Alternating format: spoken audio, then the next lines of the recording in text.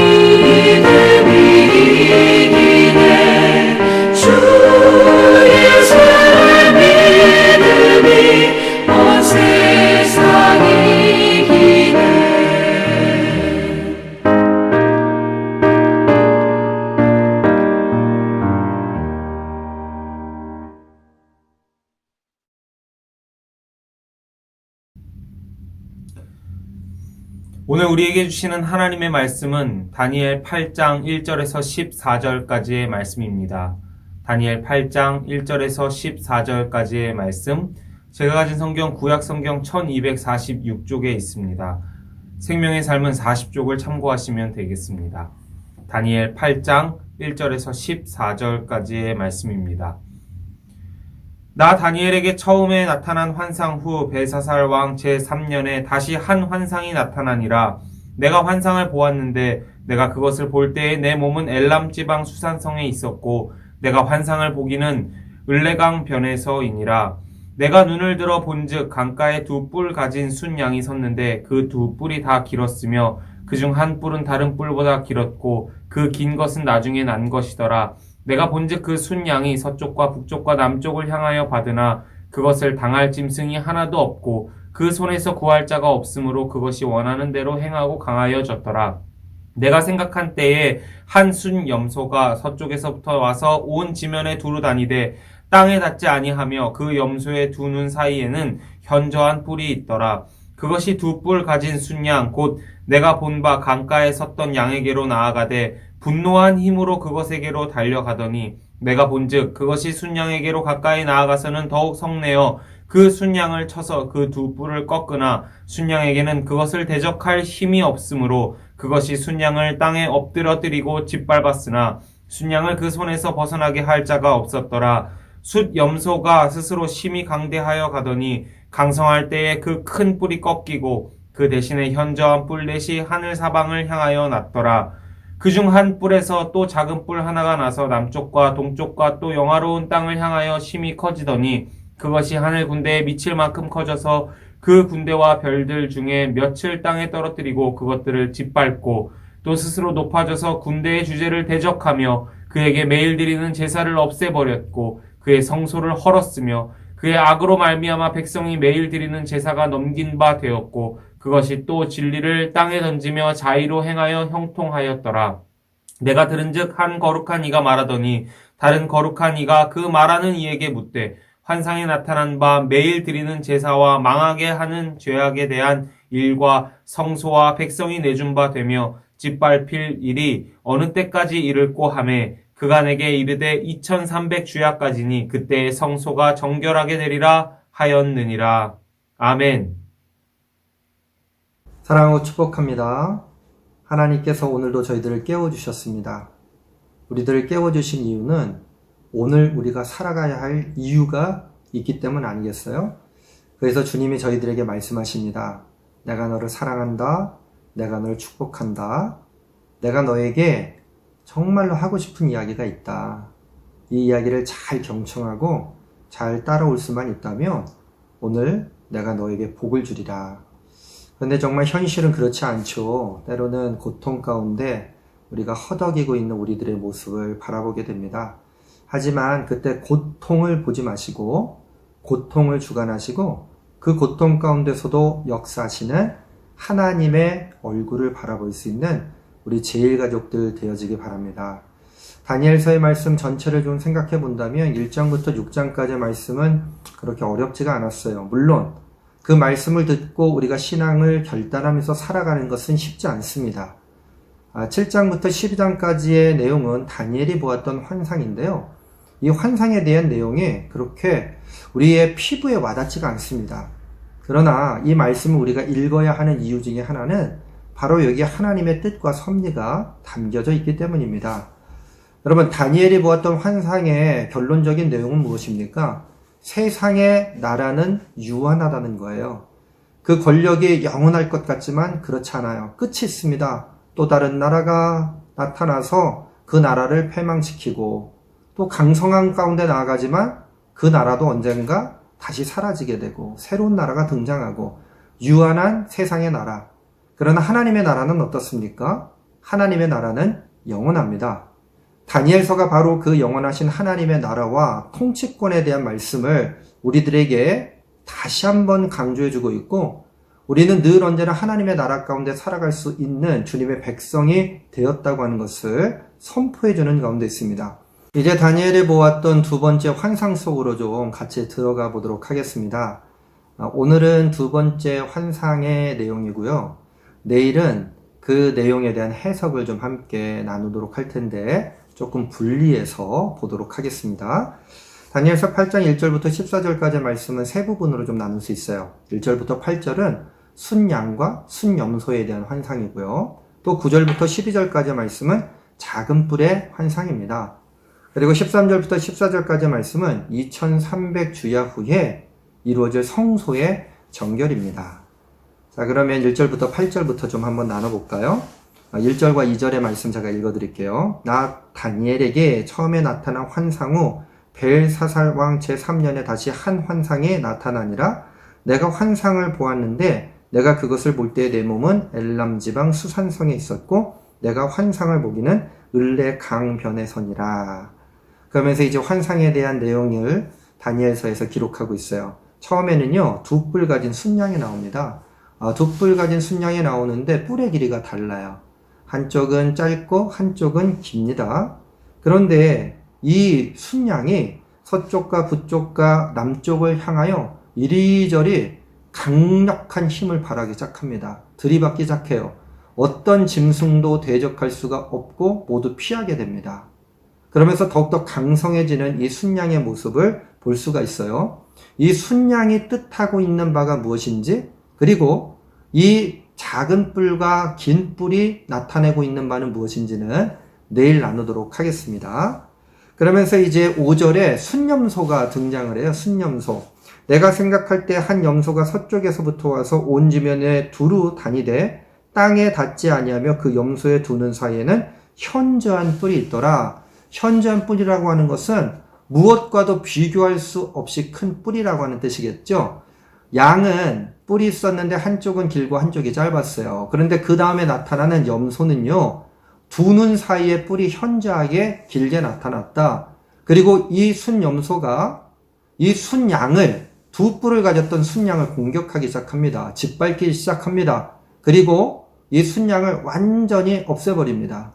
그러다가 현저히 두 눈 사이에 났던 그 두 뿔이 없어지고 그 순염소의 머리에서요, 4개의 뿔이 자라나기 시작합니다. 4개의 뿔이 자라난다. 물론 이에 대한 내용도 내일 말씀을 통해서 함께 나누도록 하겠습니다. 그러다가 이제 장면이 이 순염소의 작은 뿔에서 나오게 되는 한 뿔로 관심을 옮기게 돼요. 9절 읽겠습니다. 그중 한 뿔에서 또 작은 뿔 하나가 나서 남쪽과 동쪽과 또 영화로운 땅을 향하여 심히 커지더니, 그런데 이 뿔이 커져갖고 어떤 횡포를 보이게 되냐면요, 11절과 12절은 참 중요하니까 제가 한번 읽어드릴게요. 또 스스로 높아져서 군대의 주제를 대적하며 그에게 매일 드리는 제사를 없애버렸고 그의 성소를 헐었으며 그의 악으로 말미암아 백성이 매일 드리는 제사가 넘긴 바 되었고 그것이 또 질될 땅에 던지며 자의로 행하여 형통하였더라. 무지하게 형통했다고 이야기하고 있습니다. 자기 스스로의 힘을 통해서. 근데 사실은 이것은 자기 스스로의 힘이 아니라 모든 온 세상 나라를 주관하시는 하나님의 뜻이 담겨져 있다고 하는 것은 오늘 다시 한번 우리가 이해하고 넘어가야 합니다. 그런데 이 뿔이 지금 했던 횡포 중에 가장 잘못된 횡포 하나가 있는데 그것은 무엇이냐면 성전 제사를 금지했던 것이죠. 성소를 회파하기 시작합니다. 그리고 제단을 더럽히기 시작합니다. 여기서 의문점 하나가 생겨요. 왜 하나님은 이렇게 성전 제사를 금지하고 성전을 더럽히는 것을 용납하셨을까? 거기에도 분명한 하나님의 뜻이 있었을까? 결론부터 말씀드리자면 분명한 하나님의 뜻이 그 가운데도 숨겨져 있습니다. 비밀처럼 숨겨져 있어요. 그 숨겨진 뜻에 대해서는 또 내일 구체적으로 나누도록 하겠습니다. 그러다가 이제 희망적인 메시지를 13절부터 14절의 말씀을 통해서 보게 됩니다. 내가 들은즉 한 거룩한 이가 말하더니 다른 거룩한 이가 그 말하는 이에게 묻되 환상에 나타난 바 매일 드리는 제사와 망하게 하는 죄악에 대한 일과 성소와 백성이 내준 바 되며 짓밟힐 일이 어느 때까지 이를꼬 하매, 도대체 이 작은 뿔에서 난 뿔에 가진 이 순염소의 횡포가 언제까지 이르게 될지 궁금했던 차에 물어보기 시작합니다. 근데 다니엘의 환상 중에 천사들이 하는 이야기를 듣게 된다는 거죠. 14절로 갑니다. 그가 내게 이르되 2300 주야까지니 그때 성소가 정결하게 되리라 하였느니라. 결론적으로 성소는 정결하게 됩니다. 2300 주야가 지난 다음에. 이 기간을 7년이라고 보는 사람도 있고요. 주야를 하루로 봐서 절반, 3년 반이라고 보는 견해도 있지만 이것은 이제 역사적인 맥락에서 조금 이해해 볼 필요가 있어서 역사적인 이야기는 내일 순양은 무엇을 의미하는지, 순염소는 무엇을 의미하는지, 눈 사이에 났던 큰 현저한 뿔이 없어지고 4개 뿔이 다시 자라난 건 무엇인지, 그리고 작은 뿔에서 또 다른 뿔이 나서 모든 것들을 다 회파하기 시작하고 특별히 성전 제사와 성전을 더럽혔던 뜻은 무엇인지 그리고 2300주야 후에 정결케 된 것은 무슨 일인지를 함께 더 구체적으로 나누게 될 텐데요. 오늘의 말씀을 통해서 다시 한번 점검할 수 있는 말씀의 내용은요. 세상의 모든 것들은 물거품과 같다는 것입니다. 순양도 없어지죠. 순염소도 없어집니다. 이후에 이 모든 것들이 다 아무것도 아닌 것으로 없어지게 돼요. 오직 하나님의 말씀만 남고 하나님의 뜻과 경륜만 살아서 움직이는 것을 바라보게 될 것입니다. 사랑하는 성도 여러분, 이 세상을 살아가면서 우리가 때로는 하나님의 뜻이 어디 있는지를 헷갈릴 때가 있고 고통 가운데 하나님의 뜻을 오히려 멀리할 때가 있습니다. 그러나 우리가 신앙의 역사 가운데 어려움이 나에게 찾아왔을 때 내 신앙이 저 밑바닥까지 떨어졌는가? 아니면 오히려 하나님께 더 간절한 마음으로 달려가게 되었는가? 다니엘서의 말씀, 이 다니엘은 두 번째 환상을 통해서 이 글을 읽는 모든 사람들이 주님께 더 가까이 달려가기를 원하는 심정으로 이 말씀을 전하고 있다는 것입니다. 여러분, 우리들에게 고난에도 과연 뜻이 있을까라고 하는 질문을 던집니다. 하나님은 때로 고통을 사용하신다고 하는 이야기를 듣지만 정말로 피부로 와닿지는 않습니다. 그렇지만 그 고난과 고통 가운데 하나님께로 더 가까이 갈 수 있는 우리 제일가족들이 되어지기를 주님의 이름으로 간절히 축원합니다. 주께로 다 가까이 나아가서 우리의 삶의 현실, 우리의 죄악성을 그대로 내어놓고 하나님 앞에 고백하는 그 순간 세상으로 인해서 우리가 가지고 있었던 죄악의 모든 것들은 물거품처럼 사라지게 될 것이고 우리의 영혼은 주님께서 주시는 성령의 은혜로 충만한 기쁨을 누리게 될 줄로 믿습니다. 여러분, 오늘은 특별히 12월 3일 날 수학능력 평가가 있는 날이에요. 첫걸음 기도회를 통해서 여러분 매일매일 기도해 주셨지만 오늘 특별히 우리 수험생들이 세상의 공상, 망상, 세상의 소리에 귀 기울이지 않고 주님의 뜻과 비전, 주님이 주시는 환상만 바라보며 나갈 수 있도록 그리고 이 수학능력 평가를 통해서 정말로 하나님의 귀중한 뜻이 무엇인지를 발견할 수 있는 계기가 되어질 수 있도록 기도해 주시기 바랍니다. 그리고 오늘 우리들도 수학능력 평가를 치르지는 않지만 우리 신앙의 자리에서 영적 전쟁터에서 시험을 치를 수도 있지 않아요? 그때 다시 한번 주님의 뜻을 깊게 묵상하시면서 물거품과 같은 세상에 속지 않는 삶, 하나님의 뜻을 분명하게 붙잡고 고난이 나에게 다가올지라도 그 고통 가운데 분명한 하나님의 뜻이 있고 하나님께서는 그 고통 가운데 우리를 던져버리시는 것이 아니라 나를 더 가까이 오게 하시는 아버지의 마음이 담겨져 있다고 하는 것을 믿음으로 고백하시면서 주님께 더 가까이 가시는 우리 제일가족들 되어지기를 주님의 이름으로 간절히 축원합니다. 기도하겠습니다. 주님, 환상을 바라봅니다. 주님께서 주시는 그 환상이 우리의 삶의 지표가 되게 하여 주시옵소서.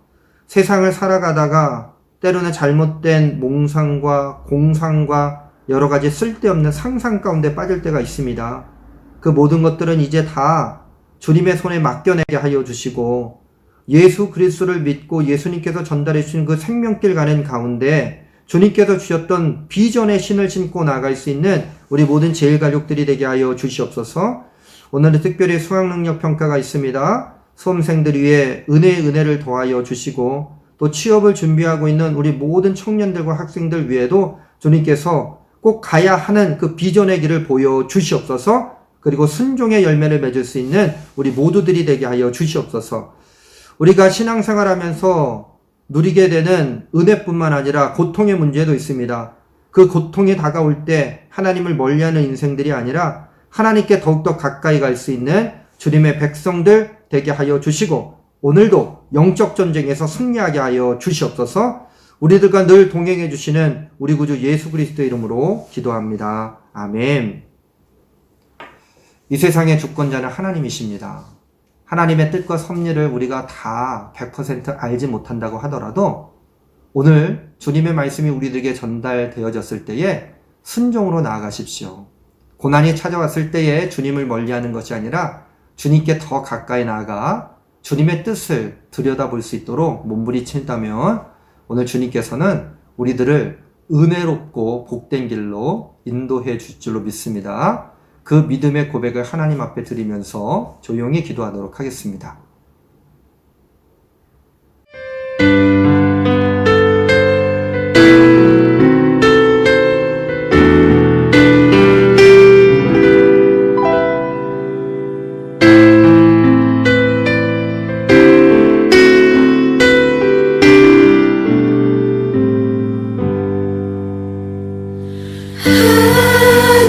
하나님께로 더 가까이 갑니다.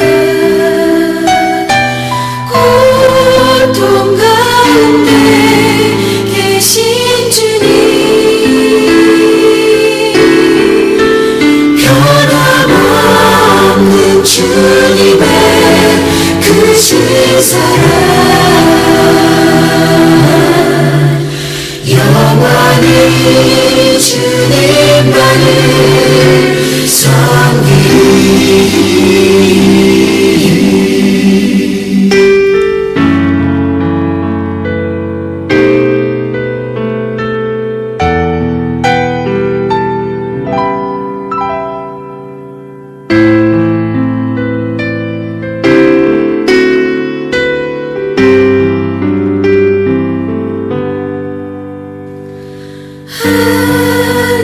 하나님께로 더 가까이 갑니다. 고통 가운데 계신 주님,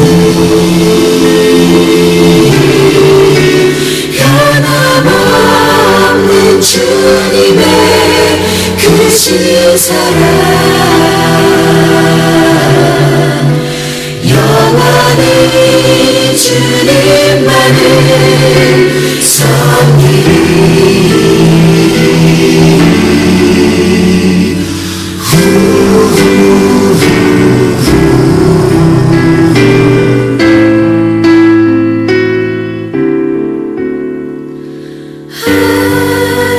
하나님께로 더 가까이 갑니다.